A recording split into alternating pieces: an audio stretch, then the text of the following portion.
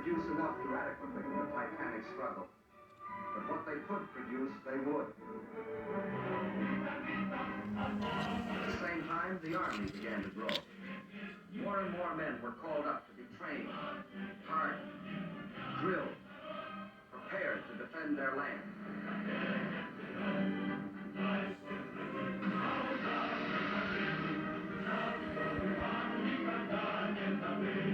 With the conquest of the Balkans, the Nazis had a solid front from the Black Sea to the Baltic, but the Russians had built themselves a buffer to take some of the steam out of the Nazi punch no matter where it landed.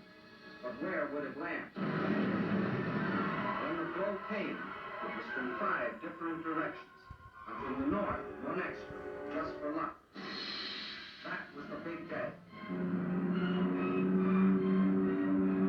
A storm broke nearly 200 Axis divisions, more than 2 million men, plunged into a front 2,000 miles long, reaching from the White Sea to the Black. Their aim, the annihilation of the Red Army, and a decisive battle on the frontier.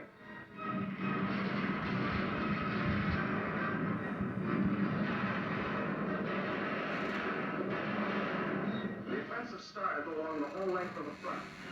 It was concentrated on 3 main objectives: Leningrad, Moscow, and Kiev, the capital of the Ukraine.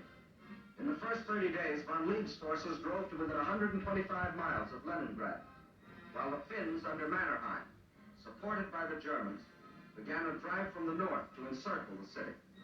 In the center, von Bock's army plunged 480 miles into Soviet territory. One Russian city after the other was overrun by the invaders.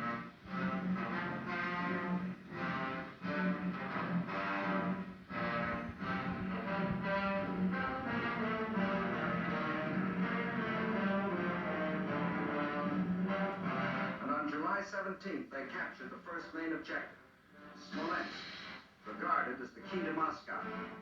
Simultaneously, in the south, von Rundstedt's forces cut deep into the Ukraine. This was blitzkrieg at its best. The world gave Russia another 6 weeks, and the Germans issued a communique. The issue in the east has already been settled. Smolensk is the last hope on the road to Moscow. But then a strange thing happened. For the first time since the mighty German army started its career of blitz, smashing into submission one European country after the other, that same German army came up against a country that did not submit.